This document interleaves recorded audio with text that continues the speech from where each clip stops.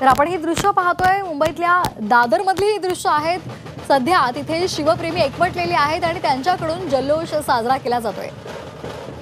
युनेस्कोच्या जागतिक वारसा यादीमध्ये महाराष्ट्रामधल्या 11 किल्ल्यांचा समावेश करण्यात आलेला आहे। त्याचबरोबर तमिळनाडूमधल्या जिंजी या किल्ल्याचा सुद्धा समावेश करण्यात आलेला आहे आणि त्यामुळे शिवप्रेमी दादरमध्ये एकवटलेले आहेत आणि त्यांनी जल्लोष सुरू केलेला आहे।